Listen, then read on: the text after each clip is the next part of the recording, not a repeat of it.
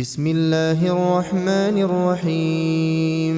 إذا وقعت الواقعة ليس لوقعتها كاذبة خافضة رافعة. إذا رجت الأرض رجا وبست الجبال بسا فكانت هباء منبثا. وكنتم أزواجا ثلاثة فأصحاب الميمنة ما أصحاب الميمنة وأصحاب المشأمة ما أصحاب المشأمة والسابقون السابقون أولئك المقربون في جنات النعيم ثلة من الأولين وقليل من الآخرين على سرر موضونة متكئين عليها متقابلين يطوف عليهم ولدان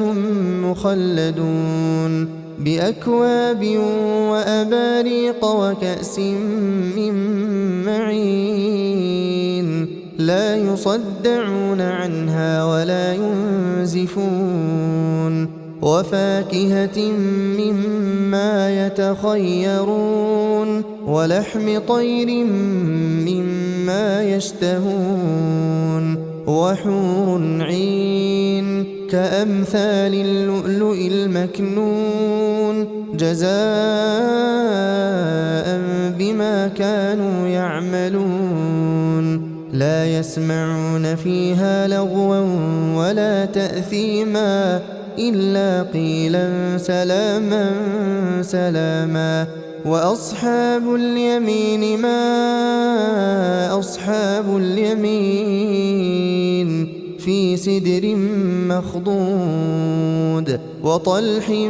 منضود وظل ممدود وماء مسكوب وفاكهة كثيرة لا مقطوعة ولا ممنوعة وفرش مرفوعة إنا أنشأناهن إنشاء فجعلناهن أبكارا عربا أترابا لأصحاب اليمين ثلة من الأولين وثلة من الآخرين. وأصحاب الشمال ما أصحاب الشمال في سموم وحميم وظل من يحموم لا بارد ولا كريم إنهم كانوا قبل ذلك مترفين وكانوا يصرون على الحنث العظيم وكانوا يقولون أئذا متنا وكنا ترابا وعظاما أئنا لمبعوثون أو آباؤنا الأولون قل إن الأولين والآخرين لمجموعون إلى ميقات يوم معلوم ثم إنكم أيها الضالون المكذبون لآكلون من شجر من زقوم فمالئون منها البطون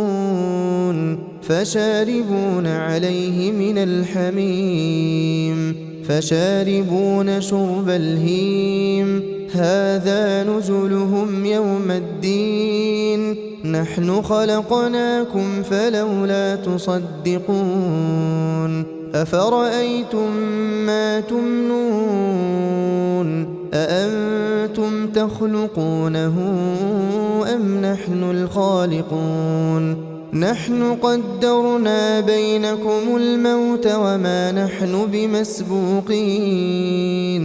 على نبدل أمثالكم وننشئكم فيما لا تعلمون ولقد علمتم النشأة الأولى فلولا تذكرون أفرأيتم ما تحرثون أأنتم تزرعونه أم نحن الزارعون لو نشاء لجعلناه حطاما فظلتم تفكهون إنا لمغرمون بل نحن محرومون أفرأيتم الماء الذي تشربون أأنتم أنزلتموه من المزن أم نحن المنزلون لو نشاء جعلناه أجاجا فلولا تشكرون أفرأيتم النار التي تورون أأنتم أنشأتم شجرتها أم نحن المنشئون نحن جعلناها تذكرة ومتاعا للمقوين فسبح باسم ربك العظيم فلا أقسم بمواقع النجوم وإنه لقسم لو تعلمون عظيم إنه لقرآن كريم في كتاب مكنون لا يمسه إلا المطهرون تنزيل من رب العالمين أفبهذا الحديث أنتم مدهنون وتجعلون رزقكم أنكم تكذبون فلولا إذا بلغت الحلقوم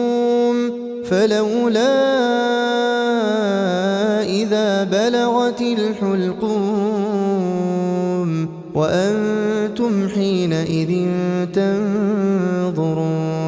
ونحن أقرب إليه منكم ولكن لا تبصرون فلولا إن كنتم غير مدينين ترجعونها إن كنتم صادقين فأما إن كان من المقربين فروح وريحان وجنة نعيم وأما إن كان من أصحاب اليمين فسلام لك من أصحاب اليمين وأما إن كان من المكذبين الضالين